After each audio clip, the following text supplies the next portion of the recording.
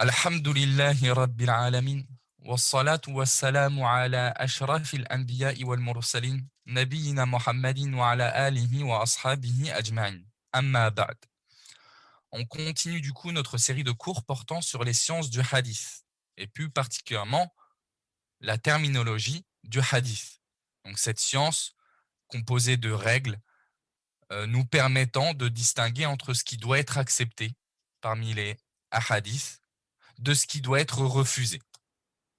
C'est ça l'objectif primordial à travers cette science-là que l'on étudie maintenant depuis plusieurs semaines, plusieurs cours.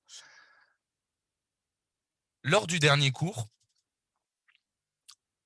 on avait du coup étudié la division du hadith ou de l'information, pour être plus général, du point de vue de son nombre de chaînes de transmission, du point de vue de son nombre de voies par lesquelles elle nous parvient, cette information-là,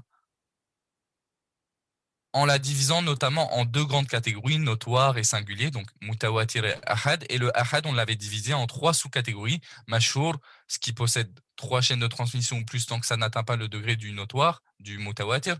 Aziz, qui possède deux chaînes de transmission. Et gharib, une seule chaîne de transmission. Cette recherche-là, elle va nous aider sur un détail qu'on va apporter sur la première division du hadith ou de l'information que l'on avait étudiée lors du deuxième cours des sciences du hadith. Rappelez-vous, lors du deuxième cours, on avait parlé de la division du hadith en deux grandes catégories, ce qui est accepté et ce qui est refusé parmi les hadiths, parmi les informations même, pour être plus général. Parce que ce qui est valable là pour les hadiths, ça peut être une toute autre information, ça peut être un athar affilié à un compagnon, à un pieux prédécesseur, etc.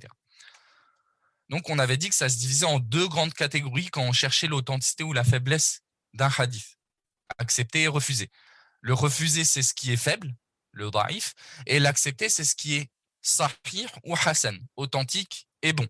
Et on avait vu les conditions du hadith authentique, les 5 conditions. On avait dit, je le rappelle, première condition, la continuité de la chaîne, donc l'ininterruption de la chaîne de transmission, qu'il n'y ait pas de trou à l'intérieur. Deuxième condition, que les rapporteurs du premier au dernier de cette chaîne de transmission soient d'excellents mémorisateurs. Retenez bien, excellents mémorisateurs. Troisième condition, que les rapporteurs du premier au dernier de cette chaîne de transmission soient intègres. Quatrième condition, l'absence d'irrégularité dans cette chaîne de transmission, donc de marginalité aussi, ils peuvent dire. Et cinquième condition, l'absence de défauts cachés, ce qu'on appelle intifa ou l'il.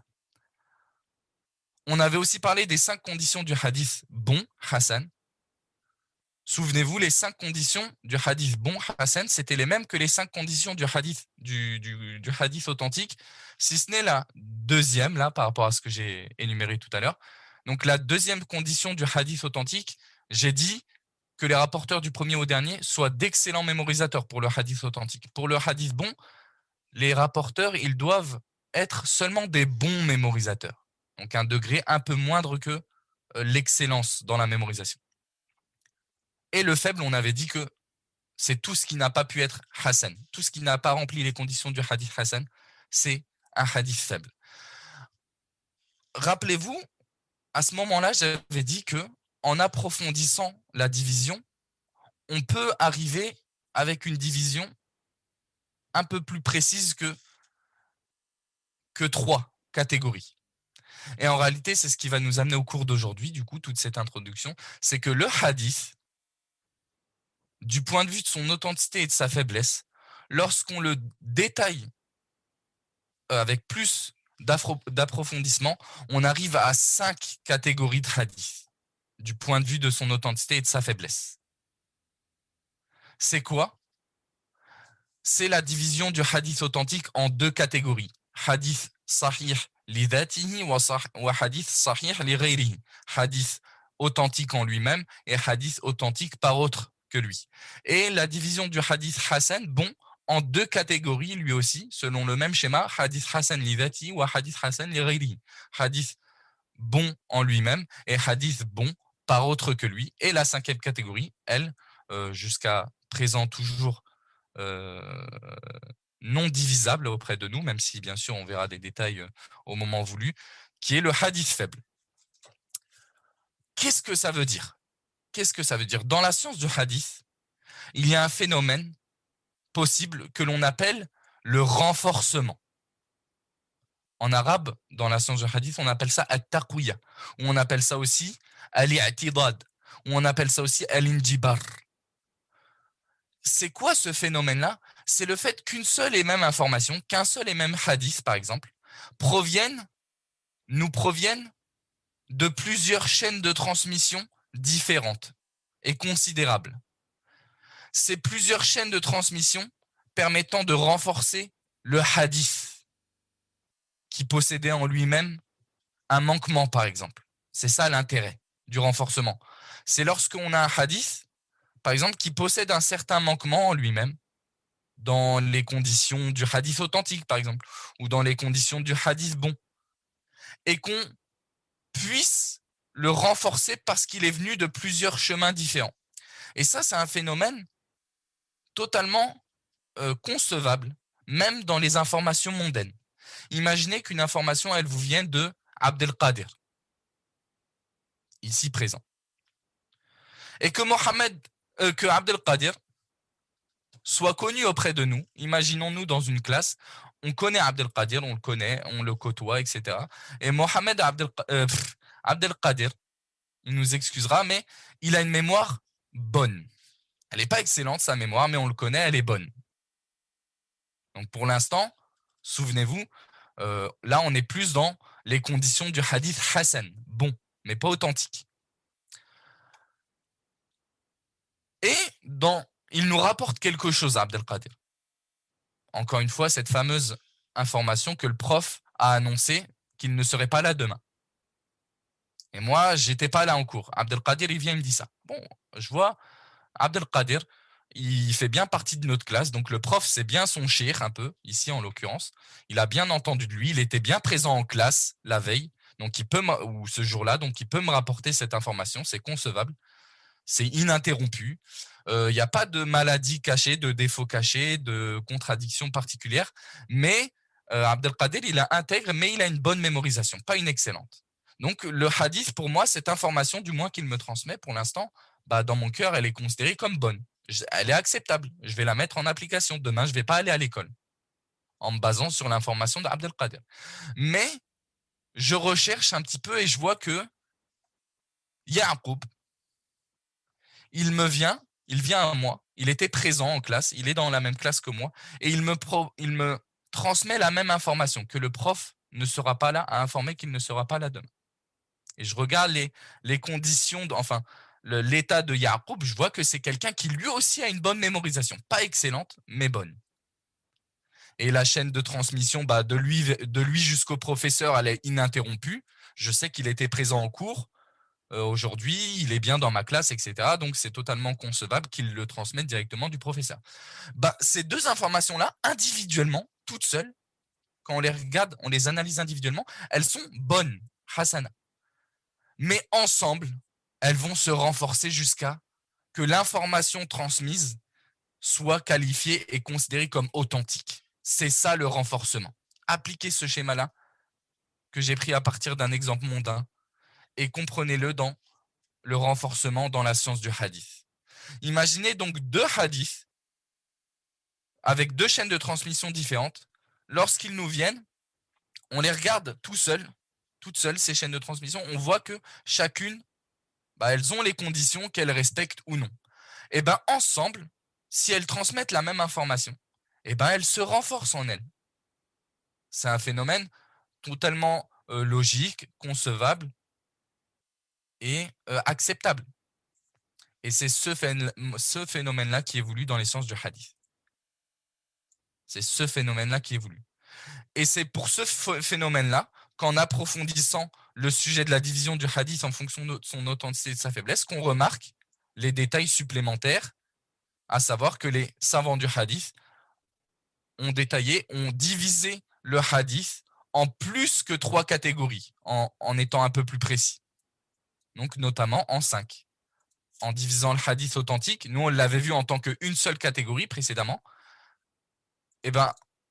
en approfondissant la division du hadith authentique, on voit qu'il se divise lui-même en 2. Authentique en lui-même, authentique par autre que lui. Le bon, pareil, le même schéma. Bon en lui-même est bon par autre que lui. Et on a finalement le hadith faible, qui ne sera pas renforcé si vous préférez. Soit parce qu'il n'aura pas eu d'autres chaînes de transmission, soit parce qu'il aura eu d'autres chaînes de transmission, mais pas assez fortes pour se renforcer les unes et les autres, parce qu'il y a des conditions pour le renforcement. Maintenant qu'on a expliqué ce phénomène-là, on va voir les nouveautés par rapport à l'étude précédente de la division du hadith du point de vue de son authenticité et de sa faiblesse. Maintenant, nous, on avait appris que le hadith, il était soit authentique, bon ou faible. Maintenant, on voit que le hadith authentique, il est lui-même divisable en deux catégories. Quelles sont ces deux catégories? L'authentique par lui-même, le hadith authentique par lui-même, en lui-même. C'est le hadith qui, lorsqu'il est analysé individuellement, il remplit en lui-même les 5 conditions du hadith authentique précédemment étudiées. En gros, le hadith authentique, par lui-même, en lui-même, c'est le hadith authentique qu'on a étudié lors du cours numéro 2, qui remplit les 5 conditions à lui tout seul. On voit le hadith avec sa chaîne de transmission et on analyse si les 5 conditions elles sont présentes chez lui. Une interruption de la chaîne de transmission, validée. L'excellente mémorisation des rapporteurs du premier au dernier, validée. On admet. L'intégrité des rapporteurs du premier au dernier de cette chaîne de transmission, validée. L'absence de contradiction, validée. Absence de défaut caché, validée. Ce hadith-là, en lui-même, avec cette chaîne de transmission-là, il est authentique directement, en lui-même. Sans aucun renforcement, il est authentique. Il pourra avoir d'autres chaînes de transmission, même s'il est authentique en lui-même, qui ne viendront que confirmer, encore une fois, la force du hadith. Jusqu'à quelquefois, rappelez-vous, nous faire arriver à un hadith notoire, peut-être dans certains cas, s'il a vraiment énormément de chaînes de transmission. Bref, exemple de cette catégorie de hadith, les savants ils te disent le hadith ma yuridillahu bihi khayran yufaqihu fid din. Celui à qui Allah subhanahu wa ta'ala veut du bien, il lui accorde la compréhension de sa religion. C'est un hadith, lorsqu'on analyse sa chaîne de transmission rapportée par Al-Bukhari Muslim, on voit que sa chaîne de transmission, donc dans le recueil authentique de l'imam Al-Bukhari, elle remplit les 5 conditions du hadith authentique. C'est aussi simple que ça. Donc la deuxième catégorie, la deuxième sous-catégorie du hadith authentique, c'est le hadith authentique par autre que lui. Sahihun li ghayrihi. Par autre que lui, c'est-à-dire, c'est le hadith avec sa chaîne de transmission qui, lorsqu'il est analysé individuellement, tout seul, on prend le hadith dans le recueil avec donc les rapporteurs, la chaîne de transmission, et on voit qu'il ne remplit pas les 5 conditions du hadith authentique. Mais on voit qu'il remplit les 5 conditions du hadith bon, précédemment étudié. Rappelez-vous, ce sont les mêmes conditions que le hadith authentique, en lui-même, du coup maintenant on va préciser, sauf la deuxième. Donc les rapporteurs du premier au dernier, ils n'ont pas une excellente mémorisation, mais ils ont une bonne mémorisation, ou l'un d'entre eux seulement. En partant du principe, souvenez-vous qu'on qualifie le hadith selon l'endroit le plus fragile à l'intérieur. Donc il suffit qu'il y ait un seul rapporteur qui ait une bonne mémorisation dans la chaîne de transmission pour qu'on juge qu'il soit bon et pas authentique. Donc c'est un hadith, quand on le regarde tout seul, on voit qu'il est bon. Il a rempli les 5 conditions du hadith bon. Mais il possède d'autres chaînes de transmission par lesquelles il se renforce. Donc en arabe, ils te disent al-hadith as-sahih li ghayrihi ou al-hadith al-hasan idha ta'addadat turuquhu. Ils te disent le hadith authentique pas autre que lui, c'est le hadith hasan quand il est observé tout seul, mais lorsqu'il a plusieurs chaînes de transmission qui vont venir le renforcer. Donc des chaînes de transmission qui sont tout aussi fortes que lui. Par exemple, pour un même hadith, pour une seule et même information, on a 2 chaînes de transmission bonnes. Quand elles sont regardées individuellement, ensemble, elles se renforcent jusqu'à ce que l'information, par l'ensemble des chaînes, s'élève au degré du hadith authentique. Mais pas le hadith authentique par lui-même, le hadith par autre que lui. En gros, si vous préférez, en résumé, le hadith authentique par autre que lui, c'est un degré moins fort que le hadith authentique en lui-même, mais c'est un degré plus fort que le hadith bon en lui-même. C'est ça qu'il faut retenir. Sa force, il s'est renforcé par le fait d'être venu de plusieurs chaînes de transmission. C'est ça qu'il faut retenir. Exemple, le hadith, si ce n'est ma crainte d'être dur envers ma communauté, je leur aurais ordonné le siwak avant chaque prière. Le fait de se brosser les dents avec le siwak avant chaque prière. Laoula an ashqa ala ummati la amartuhum bis-siwaki 'inda kulli salah. Un hadith rapporté par At-Tirmidhi.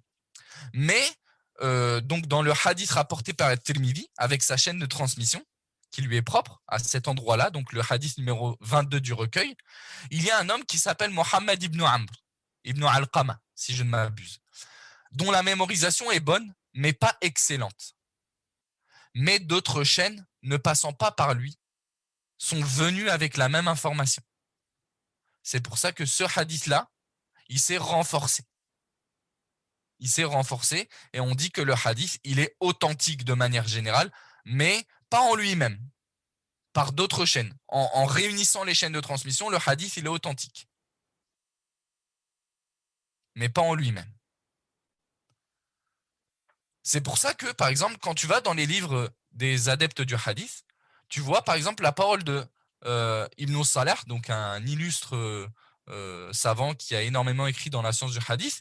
Il te dit dans son livre, Ulum al-Hadith, Muqaddimat Ibn Salah, il te dit que Mohammed ibn Amr ibn Alqama, il est connu pour être véridique et pour être pieux. Donc, il est intègre. Mais c'est pas quelqu'un qui a une excellente mémorisation. Il te dit lakinnahu lam yakun min ahli l'itqan.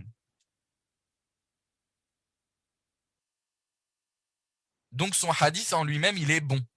Mais vu qu'il y a eu d'autres chaînes de transmission ne passant pas par lui, le problème lié à sa mémorisation, il a disparu. Et il s'est renforcé. Ce manquement, il s'est renforcé. Donc le hadith, il est authentique. Mais pas en lui-même. Quand tu observes les conditions du hadith authentique, ce hadith-là, il ne le remplit pas en lui-même, avec sa chaîne de transmission. Mais, donc celle rapportée par At-Tirmidhi. Mais avec les autres chaînes de transmission, il se renforce, qui sont venues dans le même sens. Donc c'est ça le hadith authentique sous ces deux catégories. Le hadith bon, il se divise de la même manière. Si vous avez compris l'idée derrière la division du hadith authentique en deux, en authentique en lui-même et en authentique par autre, vous avez compris la division du hadith bon en deux. Mais avec une petite adaptation au niveau inférieur. Le hadith bon en lui-même, c'est le hadith ayant rempli les 5 conditions du hadith bon précédemment étudié, dont la seule différence entre les conditions du hadith bon et les conditions du hadith authentique sont sur la mémorisation. Pour le hadith authentique, je le rappelle, excellente mémorisation. Pour le hadith bon, bonne mémorisation. Pas mauvaise, bonne. Exemple, le hadith Miftah as-salah at-tahur, ou at-tuhur, wa tahliluha ou tahrimuha at-takbir, wa tahliluha at-taslim.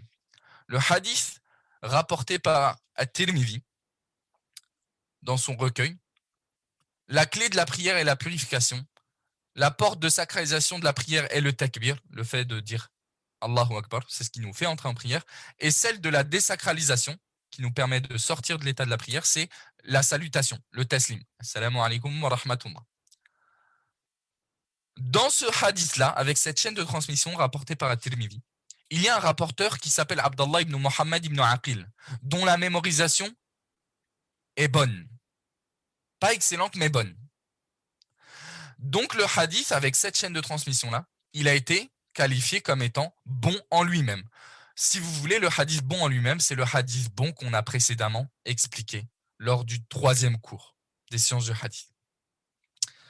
La chose nouvelle, c'est la deuxième catégorie, le hadith bon par autre que lui.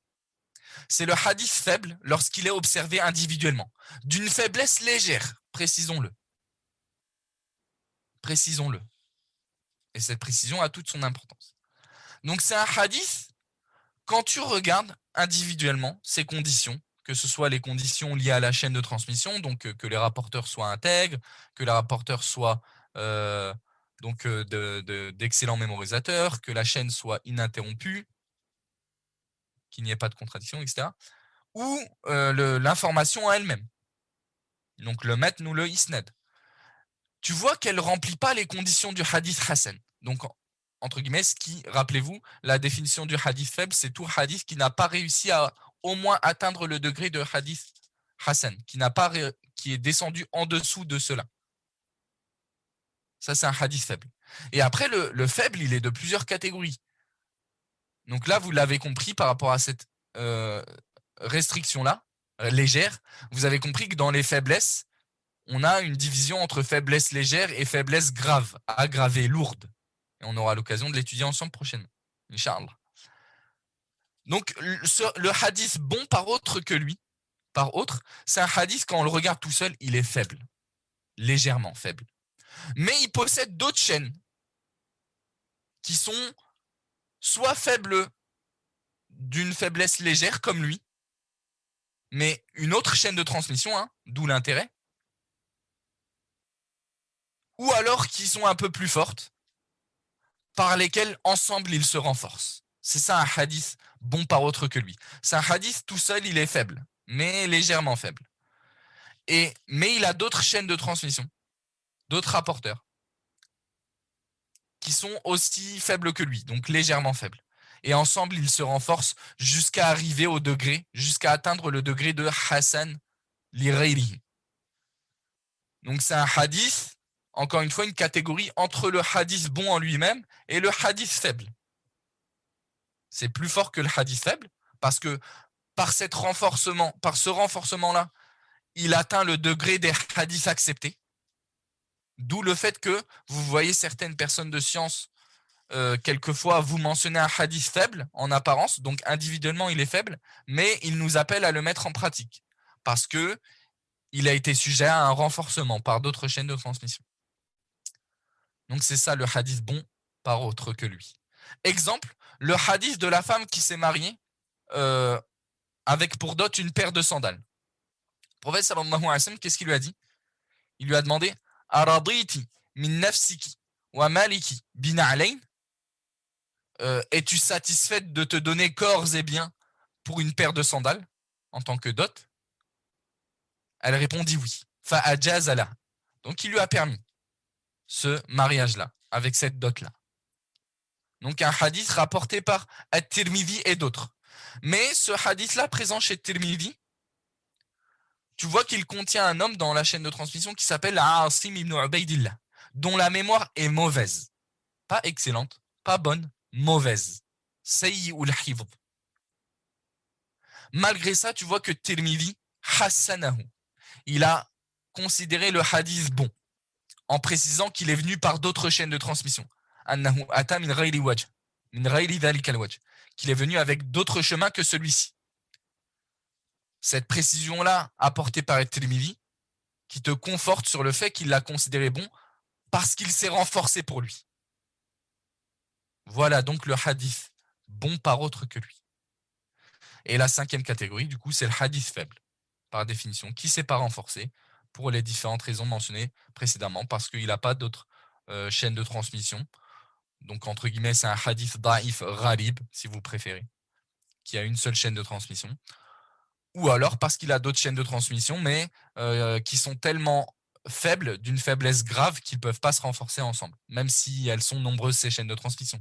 Notamment, il me semble la semaine passée que j'ai donné en exemple un hadith qui est venu, dans lequel on dit que le prophète sallallahu alayhi wa sallam, il aurait dit, et je dis bien on dit, et je ne dis pas que le prophète sallallahu alayhi wa sallam, il a dit, parce que c'est faible et ça ne se renforce pas, dans lequel on dit que celui qui meurt en étant constant dans la consommation d'alcool, il mourra comme l'adorateur des idoles. On avait dit que ce hadith-là, il était venu avec, il me semble, 4 chaînes ou 5 chaînes de transmission différentes, mais pourtant qu'il est tout le temps resté faible. Parce que les chaînes, elles sont tellement faibles qu'elles ne peuvent pas se renforcer entre elles. D'où une condition importante, c'est que le renforcement du hadith faible, il nécessite certaines conditions dont l'étalement à ce sujet-là n'est pas le sujet du cours, mais qui est intéressant de préciser. Il faut que la faiblesse, elle soit légère, que ça vienne vraiment d'autres chaînes de transmission, etc. Le cours d'aujourd'hui s'achève donc sur ces informations-là, ces nouvelles connaissances-là. فنسأل الله تعالى بأسمائه الحسنى وصفاته العلى أن يغفر لنا وأن يرحمنا اللهم فقهنا في الدين اللهم اجعلنا مفاتيح للخير مغاليق للشر اللهم أرنا الحق حقا وارزقنا اتباعه وأرنا الباطل باطلا وارزقنا اجتنابه وسبحانك اللهم وبحمدك أشهد أن لا إله إلا أنت أستغفرك وأتوب إليك وصلى الله وسلم على نبينا محمد وعلى آله وأصحابه أجمعين